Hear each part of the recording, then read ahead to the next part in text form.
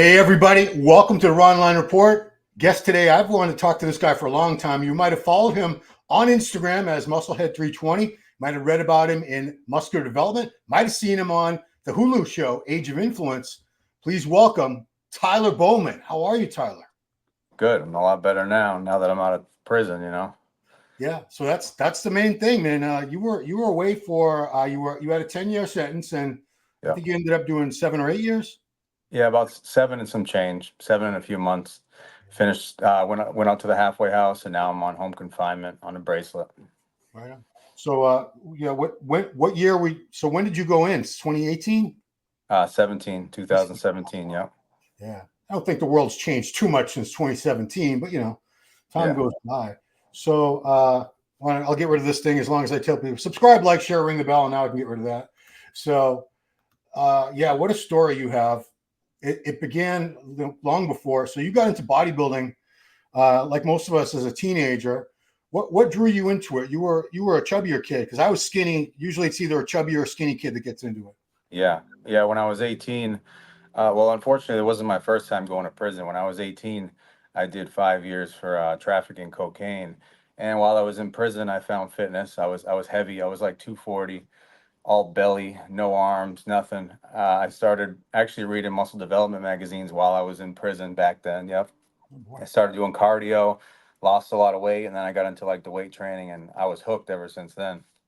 Yeah.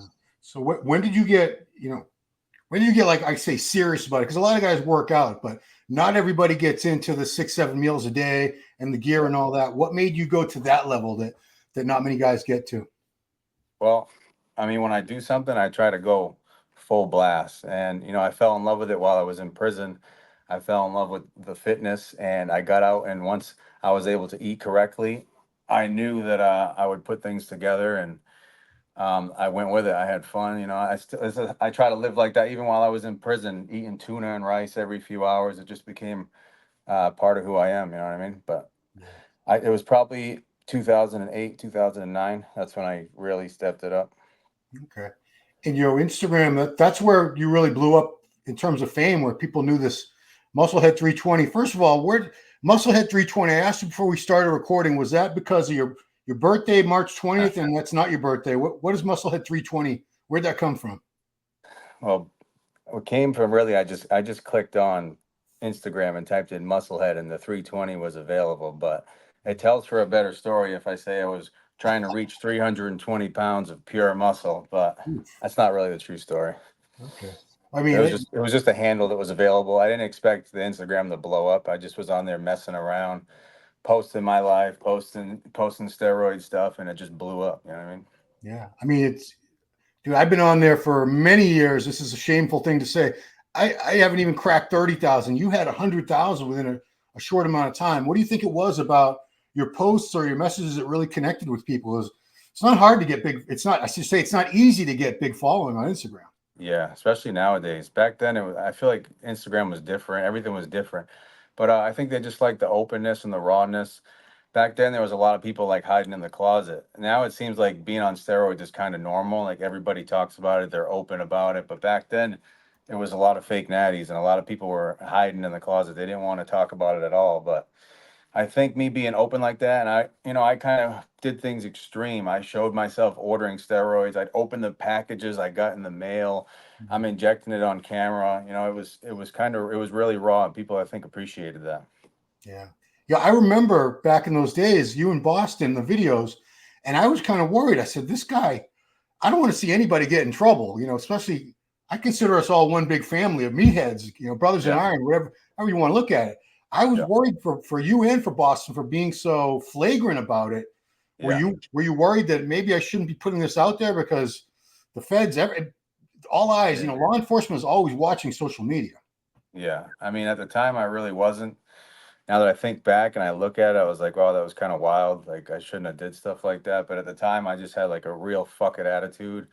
I mean, I kind of grew up like with a criminal mentality. I grew up like doing criminal things. So like little things like that didn't really bother me. But now I'm a different person, and I wouldn't do nothing like that again. Yeah. I mean, you paid, did your time, paid your dues, all that. I mean, however anybody wants to say, a lot of guys get off scot-free doing far worse than what you did. So I hope people don't vilify you in the comments and stuff, because 7 years away from without freedom is bad enough. But to be a married man with 3 kids, I can't. My heart breaks to think of you having to be away from your family all that time. Oh my God. Yeah, it was hard. My youngest was only 3 weeks old when I got arrested. So getting out, it's like I have to get to know. We have to get him comfortable with me and get him to know me. But we're good now. Everything's great now. It just took a little bit, but it's an adjustment for sure after having me gone for so long. Yeah. So were you? I know you were a good friend of Boston. I knew him a little bit. I didn't know him as well as you, obviously. But did he pass away while you were? Yeah, obviously you were away, but yeah. We were you able to be in touch with him during that whole because he got sick, and it seemed like it was a pretty quick thing. Within a year, he was gone. We spoke every day leading up to his death. In prison, there's this little email system where you can actually correspond with people, and he would message me every day, ask me if I'm all right. I'd call him on the phone. He'd send me pictures of him and his kids. We talked all the time. We were real close. We knew everything about each other. That was a hard one for me when he passed away. Like it was hard to swallow. I mean, he was sick, but he was trying to get better. He was doing everything that he could do to get better, and he had the mentality where he wanted to teach people not to go down the path that he went down, and try to do things more healthier. He was really like pushing doses and doing things he shouldn't have done, and he knows that. But he was definitely headed in a good direction mentally, but things happen. Yeah, I mean, 29 years old. How old are you now? You're in your 30s, right? Yeah, I'm about to be 40 actually next month. Oh boy, good for you. That's a milestone. That's a life thing. Yeah. But man, but 29, you know 20 when you were 29, that you're just starting out as life. You're adult. You're really just coming into your own as a man. 29, 30, 31. So I know it's sad, and he had to leave his kid behind, which is even sadder. Yeah. So let's get into. I'm gonna stop that screen. People want to know the story of how the lab started and all that. So that was with a guy you met. Was he in prison with you when you were a young guy the first time? Philip guy? Friend Phil. Yeah, he's my friend Phil. Yep, we were in state prison together, and we got out, and I had the Instagram thing going. He had his thing going. We kind of met up and came up with an idea to make our own and start selling it to people on Instagram. I mean, it's not the smartest thing to do, but we didn't directly go on Instagram and say, hey, I have this product for sale. Right. But my page was all steroid stuff. I would show everybody's brands, other labs, other things. And I showed the lab that I was using, the one that we were making, and I started promoting it. And I mean, I didn't directly say, hey, I own Onyx Pharmaceuticals, guys, come buy my shit. But right. I did promote the brand, and it led to sales. Yeah, and apparently a big reason you ended up having to do so much time was not just because of the dealing, it was because of like basically copyright infringement, or even though they didn't make steroids, they made like women's cancer drugs or something, this actual company. But Philip chose the name without you knowing it was an actual pharmaceutical company, right? Yeah, that's correct. He made the name. We didn't know till later on down the road, and by then I didn't think it was a big deal, because you would see like fake pharmacy stuff all the time. But it definitely was a big deal. It came to bite us in the ass for sure. That's what really built the time. They took a fraud chart, and they said, however many millions you make, you go up in years. And my lawyer Rick Collins was trying to fight it, but they weren't having it. Once the feds got you by the balls, they got you. They want that time. Oh yeah, I mean and I remember reading Rick's. He did 2 articles about you, at least 2, maybe even more with his column. But he said that was the Onyx thing was really that was really what put the nail in the coffin. Had it not been for that, he probably could have got you off with just a couple months or something. Yeah, with my record, it probably would have been actually a couple years with my record, but it wouldn't have been that bad compared to 120 months. That's for sure. We went in the courtroom asking for 60 months, but the judge wasn't having it. He pretty much said he wanted to make an example out of me. He wanted other people on social media to know that this can't be happening, and he gave me that 120 months. It sucked. Yeah, I mean, people would assume because you'd been in prison before that the second time around sucks. I'm sure it's horrible. It's like my worst nightmare as a parent like yours is something happened to your kids. Yeah. But the second worst nightmare you've lived twice now, which is being in prison, losing your freedom like that. Yeah. Some people would say, well, he'd been there before, so maybe it wasn't so bad because it wasn't such a shock. Oh my God, I can't get out of here, and I'm in here with all these guys. Was it as bad the second time? Was it worse? How did it compare to the second time? Well, the second time around, I had my 2 young kids, so that made it worse.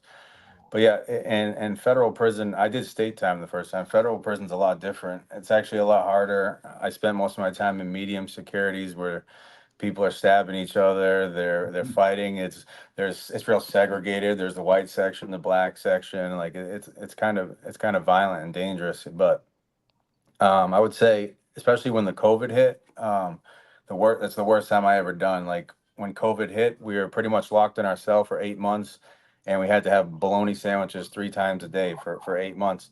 Couldn't lift weights, couldn't do nothing. After 8 months, it was in and out of the cell. You'd be out for 2 weeks, you're back in for a week, out for 2 weeks, back for a week. It was so inconsistent, and it was mentally hard and mentally draining, and it was like the toughest thing I ever did in my life. But I'm glad that shit is over now. Yeah, and adding another level to it that only other bodybuilders could probably really understand is that you had this physique when you went in. You were like 255, 260 when you went in. Yeah, around there. Yeah, big, freaky, round, full muscle, strong as shit. And then cold turkey. You can't get your gear anymore. You're trying to live off, I don't know, tuna or whatever the hell they have in there, pasta. Yeah. And you have to watch that physique every day get a little bit smaller. Yeah. And what was that? That must have been a whole other level of suck. Yeah, it's horrible because there's all these things going on, like the house is being seized, bank accounts are being seized, your kids are missing you, and you're looking in the mirror and you're deflating. Your testosterone is at fucking zero. It's a horrible feeling just watching everything you worked for so long and so hard just crumble in front of you. Even in your body, like there's these little mirrors in jail. And I'm just looking at them like I'm seeing my neck shrink. I'm watching my shoulders start sinking in. Like my voice even sounded like not as deep. It was crazy. The crash from that was really bad. And I was on hormones for about 7 years straight. So Right. it was 7 years, but I was on growth hormone for about 5 years straight and testosterone for at least seven. And then bang, cold turkey, nothing. And Rick was fighting to try to get me the TRT, but they weren't having it. Is that your son's calves we're looking at? No, that was a video somebody sent me. Those are some big calves. Jesus.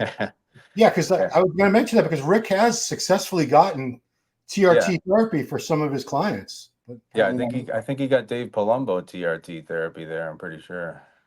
Yeah. Unless Dave already went in there with prescription. I can't remember. I know he did represent Dave though. Yeah. I mean, he's the man. If you're arrested on any kind of steroid charge in the United States, I don't think there's one other attorney you would ever want more on your side than Rick Collins. I've known that guy about 25 years now, and he's incredible. Yeah, he was fighting. He was fighting for me for sure. I could call him. He would pick up at any time. He was good. Yeah. We're looking at some of these. I wonder, do you think your fame was a huge part of why you also got arrested? Because, like I said, I've known people in not necessarily just steroids. I've known people in the narcotics trade my whole life, on and off, and the ones who were successful for the longest period of time, most of them eventually got arrested, but the ones who were most successfully living were the ones who laid low, kept a low profile, didn't have flashy cars, didn't attract any attention. Did you ever wonder that, like, the lifestyle and the internet, the Instagram and the YouTube and stuff was sort of advertising your status as somebody that they're like, ha, look at this guy? Huh. I mean, possibly. I mean, I didn't really post like personal stuff on there. I didn't post myself in like nice cars and things like that. But I did show a lot of like the steroid stuff. Later on, the prosecutor said that didn't have anything to do with it. They said, the copyright case itself is what really brought them to my attention. But I mean, it could definitely put a target on someone. I mean, it's not smart really to do what I did, posting about steroids. But the thing is, like, it led up to that. Like, that wasn't the plan at first. Like, it was, hey, I'm just having fun on this page, showing myself injecting and doing this and that, and then it blew up, and then it's the comment section is nonstop. Hey, where do we get steroids? Hey, where do you get this? Where do you get DMs all day? And a little light bulb went off in my head. The criminal mind thinking, kicked in, and I made a mistake, and it led to that 120. Yeah. So I want to go to your, yeah, I mean, entrepreneurial, whatever else you want to say about, anyone wants to say about you, you were an entrepreneur. I mean, you were doing ebooks.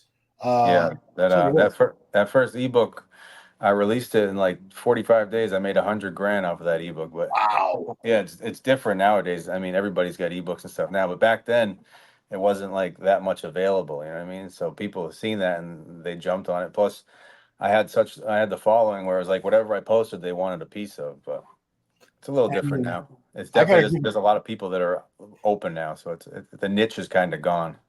you also, this is a great title, Steroids How To. I couldn't come up with a better title if you gave me like a year to come up with titles. That was awesome. So you Yeah, did that. You did this one, Training Diet Enhancements by Tyler Musclehead Bowman. yeah, So these are all on his Instagram, guys. If you want to pick it up, Musclehead. It's 32 and a small, a lowercase O instead of 320 now, right? yeah. It's just Yeah. I wrote another book too, actually, while I was locked up, called The Plug. It takes people through everything that I went through, like making the steroids, the whole process of building muscle head, and it takes it all through prison. There's probably like 500 photos in there, me in prison, a bunch of stuff leading all the way up to me getting out. It's a pretty good book. Yeah. So check those out, guys. That is, I want to make sure I give everyone. I'll put the link to your in the description for your Instagram. Yeah, that was another thing. Is you had how many followers did you have before? Did you take it down voluntarily, or did like the authorities take down your Instagram? Yeah, I think the authorities took it down. My Snapchat, I had like 300,000. On Instagram, I had 100,000. I got YouTube. I didn't really have a big following. Boston had a big following, and when he featured me in his stuff, those videos kind of blew up. But I was more of an Instagram guy myself. I mostly stayed on Instagram. Yeah. Huh. Interesting. Very cool. Yeah, I mean that was. I still think Instagram's. I don't know Snapchat and what's the other one? TikTok. I don't know all that. I'm old, but Instagram's still a massive.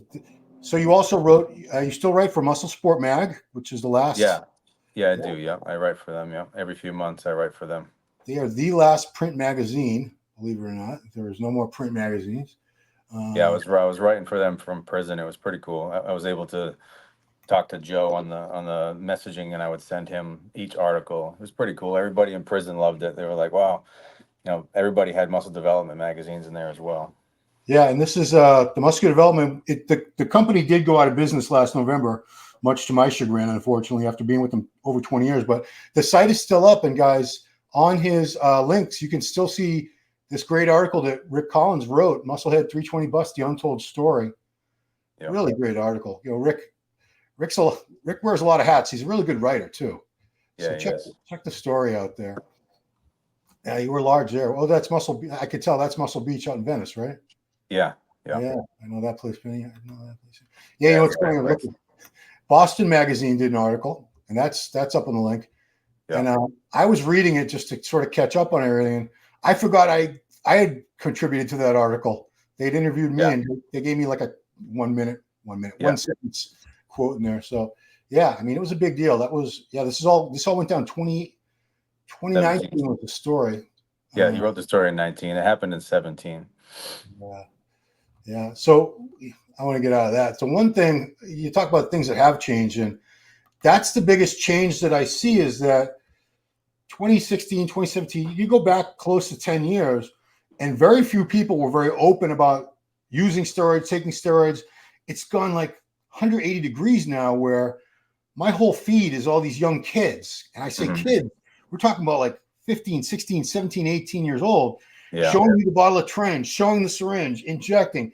Here's me 30 days into Tren. Here's my before and after. And yeah, Tren, which you sort of help make it famous. But I mean, these kids yeah, now, they don't even know. If you rattle off 10 different other steroids, they'll be like, huh? They don't yeah, know. They don't know DECA. They don't know EQ. They just know Tren. yeah. Um, And it seems like they all start with trend. It's like, why not start with a little testosterone and work your way up? They go right for the trend, which is I would never recommend starting with Tren. I never started with Tren. I mean, most people don't. You want to see how you respond to a less harsh chemical, but yeah, I see it too. The feed is full of that. Like, it wasn't like that back in the day. Also, the little skits with like the food and stuff. I used to do that shit all the time, but now I see it. I see guys opening their jugs of whey protein and pulling out bottles of test and stuff. I never used to see that. People used to say I was crazy when I would do that. They'd be like, "This kid's off his rocker. He's gonna go to jail." I used to hear that all the time. I guess they were right. I did go to jail though. Well, I mean, these kids clearly aren't worried about going to jail. I mean, they're Yeah, all minors too. That's what, yeah, you're a dad. I mean, your kids aren't old enough to be, but when that day comes, I'm sure you're yeah, not going to want. I did a couple videos. There was a kid who was 14 that went viral about a month or 6 weeks ago. yeah. I seen him. I seen him on there. Yeah, I think he was trolling us. I heard he's actually 18 and he was trying to make everyone get more. It was rage bait. He just wanted to piss people yeah, off. But yeah. still, He did build up a little following though. I think he got like 20,000 followers off of that. Cody Copa. Yeah, we know. Yeah. I know the kid's name. So there you go. But why do you think Tren's always been? I used it. You used it. We all know how strong it is and how effective it is. But why do you think that one steroid has become the one steroid? It's almost like if 100 million people in the country drank alcohol and they only wanted whiskey. They didn't Yeah. want beer, wine, nothing else. Like whiskey was the only alcoholic beverage that people wanted and talked about. How do you think Tren got this godlike status within the last few years? Probably people promoting it like the way they do, being so open like that, and showing like the amazing transformations you can make on Tren. Like, as we both know, it is a powerful hormone. You can transform your body. You get bigger and leaner at the same time. It's great. But I think people being more open about it, it spread the word a little more, and people want to be part of that and try it, which, I mean, I wouldn't. It's not really the healthiest thing to do. I've ran it every which way. I've done heavy cycles. I've ran it at 200 milligrams every day for months on end before, which is a lot. Yeah, Yeah. but it's not. It's definitely not the healthiest. I've gotten blood work and seen that my shit was haywire on that stuff. Even when I got arrested, my blood work was, my kidney values were up, the liver values were up, cholesterol was fucked up. Like, there's healthy ways to do things, and blasting Tren all the time is definitely not the healthiest. Yeah. You were, I've read a lot of your stuff, and you were always adamant in trying to keep teens away from it. You're Yeah. saying teenagers should not be using steroids in general, but No. you have a platform, and I'm sure your following is going to be going right back up again because you still have those people that remember you, and you got a whole new generation that are going to want to Yeah. consume the content you're going to put out. I Mhm. mean, you're doing great already. You've got editing skills, graphic skills, design skills. Yeah. You're going to make content that people are going to want to consume. So you're somebody that can they're not going to listen to me. I'm too old and I'm irrelevant. You have a platform. I think they will listen to you. How can you impress upon these kids to maybe either wait a few years or to start off with something more basic like some test and deca? Because they will listen to you. Yeah, I mean, I've actually, since I've been out, I've gotten a lot of DMs, and I've actually talked to a few people off the ledge for using Tren and stuff. And I tried to tell them, there's better routes if you're gonna do it. I mean, most people don't even need to use Tren. You can, especially at that age, like your hormones are flying. Like, you just eat really good. That's the thing. A lot of people are lazy. They want to take the shortcut. They don't want to eat eat 6 times a day and train hard. They just want to jump right on Tren. But I can preach it as much as I can. But a lot of people are gonna still. A lot of people are hard headed and they're gonna still do their own thing. But I don't think teens should use Tren at all. I mean, I'd say if you're gonna use Tren, at least have like 5 years or more of using, or maybe 3 years of using hormones already before you jump on it. Yeah, I've said that, and I've actually had kids literally laugh in my face, like 5 years, Yeah, because when you're 16, 17, 5 years, that's like saying 500 years to them. It's yeah, a I know. game. They That's don't true. care. And I mean, I think a big obstacle that anyone who's trying to keep kids healthier or help them avoid making dumb mistakes and endangering their health is they have these role models now, like Sam Sulek, who doesn't ever say he's on steroids, but come on, look at him. He's jacked. He's got skin like a pepperoni pizza.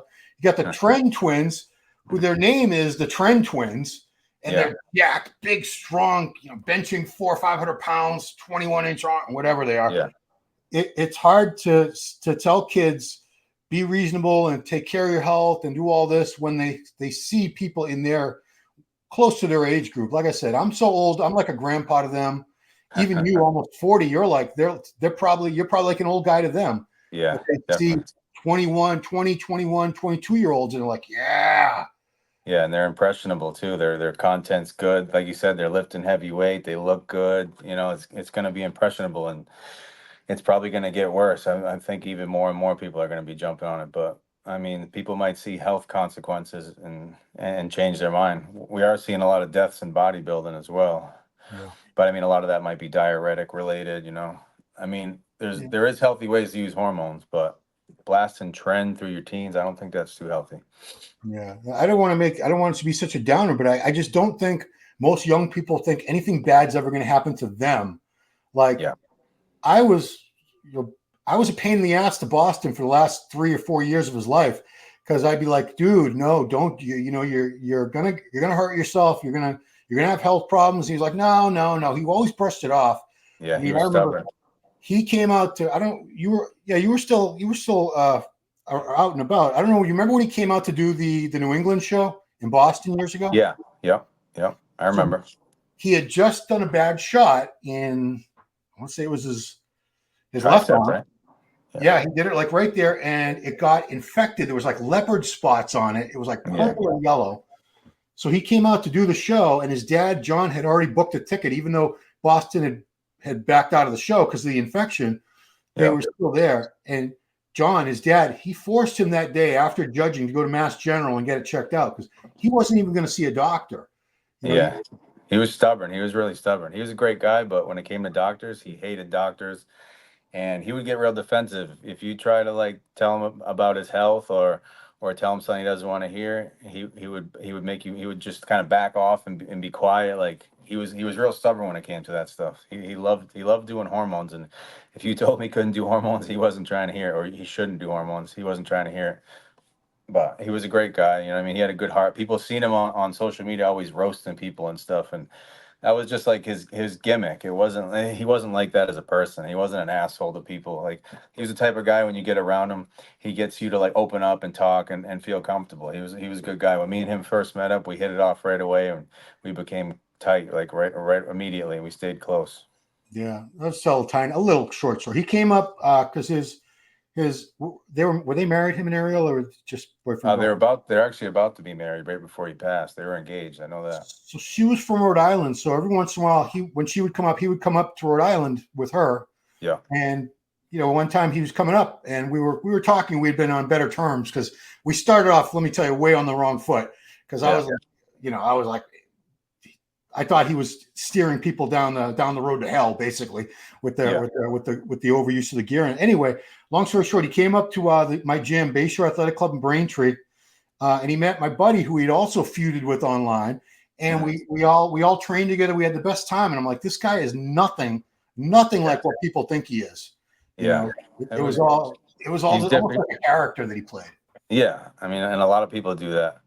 Yeah, he came last time he came up there. I was actually in Walpole State Prison. I was waiting to get shipped to the feds. He came to see me and stuff. That was the last time I seen him actually when he came to see me in Walpole. But yeah, he was up there visiting, I think, Ariel's family. Yeah. Cedar Junction, because the people of Walpole didn't want it called Walpole State Prison Yeah, anymore. Yeah. yeah, that place sucks, man. It's not a good place. Horrible. My sister got married there in 1979. True Oh yeah, story. in Walpole, Mass, In that or in the jail. prison. In In the the prison, she jail. married. Oh, she married an inmate. She had been with him for many years. He Yeah, yeah, spent. Whew, he was there on it. He did 3 different bits there altogether. He was there like 20 years. yeah. It was like 7 They- years, 5 years. Yeah, anyway, long story short. But yeah. yeah. So let's turn back to the present time. You're out. I know you're probably on like home confinement or something for a little while, but Yeah, like I said, you got this entrepreneurial mind and spirit. You're a go-getter. yeah. What are you planning on? And like I said, social media has really blown up Yeah. since you're away. It's a whole other Yeah, level. it's different. Yeah, I'm playing around on there. I actually just started a restoration company for like mold and fire and water damage and stuff. Wow. Yeah, so I just got that going. I just paid for the insurance. I got a couple guys that are willing to work. I'm starting there. I'll play around on social media and stuff and see how it goes. But I mean, it's so different now. It's not like it was. And like you said, I'm a little older. Fucking maybe they might look at me like I'm a grandpa now too. So, but I'll play around on there and see how it goes. But I'm not trying to make a living off of it. I don't think I don't know if it's in the cards for me right now. But we'll just see. We'll see how it goes. But the restoration company is kind of a lot of my focus, and I am decent at like editing videos and stuff. I got a couple people that said they would pay me to help them edit, but I'm still learning the new software and stuff. Like a lot of it's changed, but I'm getting the hang of it. Yeah. And looks like you put some, I don't know what you were down to size, but it looks like you put some good size back on. Are you training? You train at home? Are you back on No, like a I'm able normal to go to the regime? gym. I go to Impact Fitness in Auburn. It's like a Oh little yeah, bodybuilding gym. impact. Jeez, Yeah. yeah. When I was in the halfway house, I was training in Saugus at Ultraflex. I don't know if you know that gym. Of course. That's Yeah. the green and so Ultraflex, is that the green and black equipment? Red and black, red and Red and black. black. Yeah. And Yeah. is And the so other is place the Impact. green and black? Impact's red and black too, actually. Okay. Yeah, Yeah. those are the kind of gyms I like. They're like hardcore bodybuilding gyms. Everybody's in there jacked. The chicks are jacked. Like it's Yeah. cool. I like that atmosphere. I was going to the YMCA for a little bit and I just felt out of place. Like everybody's walking around with short shorts and they're playing like elevator music. I'm like, I got to get the fuck out of here. I need a real gym. Yeah. But I get to go to Impacts. I go to Impact like 2 hours a day over there. So yeah, I'm up to like 240 right now, which is good. And I'm just on a medical dose of TRT. I just started that, thankfully. My testosterone was a little bit low when I got out. It was my free T was like 6.8. So Oof. I was able to get it prescribed, which is good. Yeah. So, you're in a similar boat because I was blasting large doses for years. And then I had to go on TRT mainly because I was losing friends of mine were dying. And, I was seeing that I was going, you're only lucky for a while and then your luck runs out. And I could Yeah. see I was probably at the end of my luck. But I found that I was able to not stay as big, as strong as when I was doing like a 1,500, 2 grams a week or whatever. But the Yeah. TRT, for someone that's got that good base of training all those years and everything, you're able to look pretty damn good. Have you been able to find that even on the TRT, it's a lot more than you thought it would be?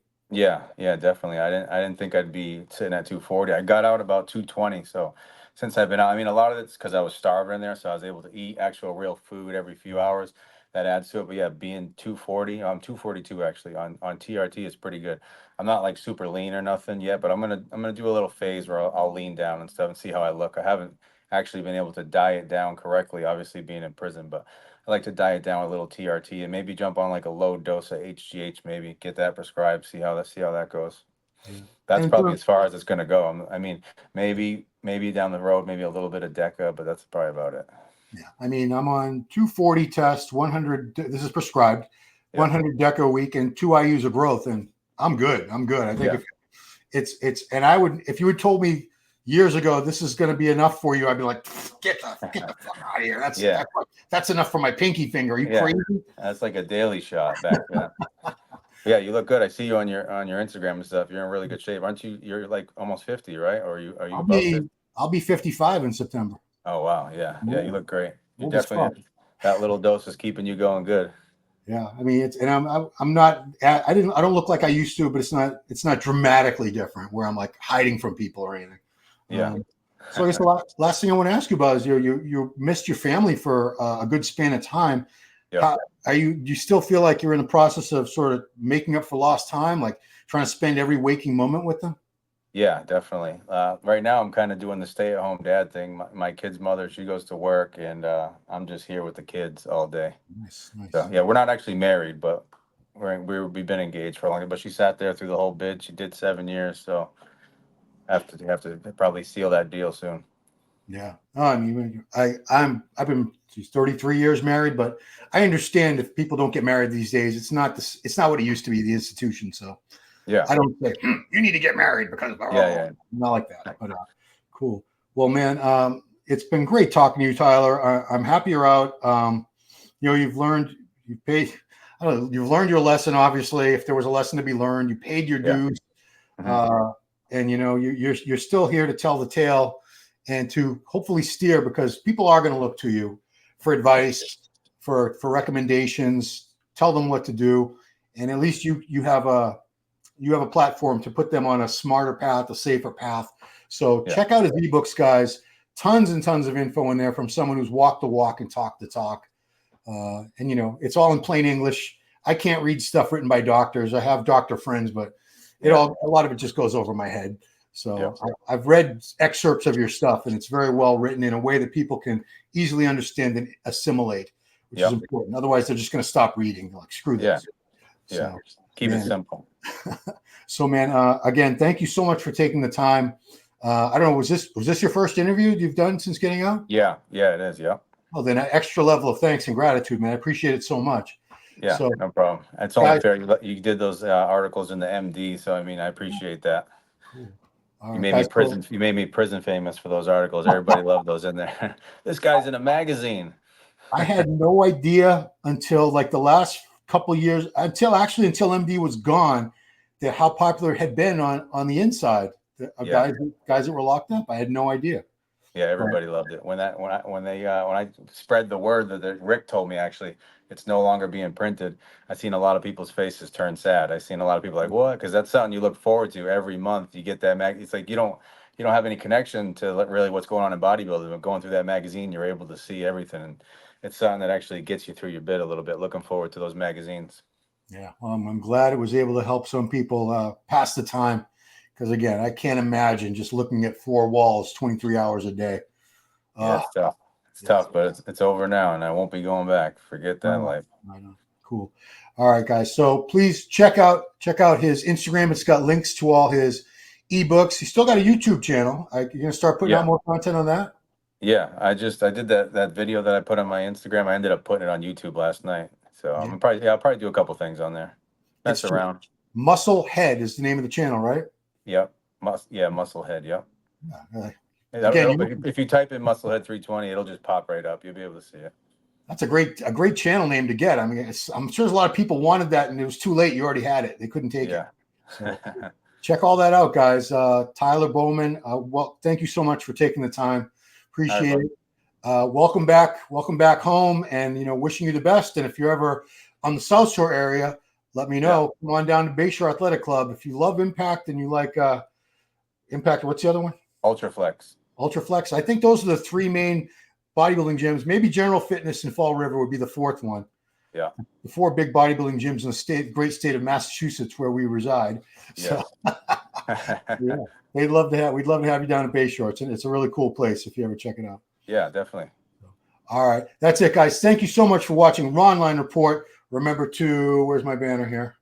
About subscribing. Yeah, subscribe, like, share, ring that bell, do all that good stuff. Appreciate your viewership. Thanks again, Tyler. And we'll see you right here next time on the Raw Online Report.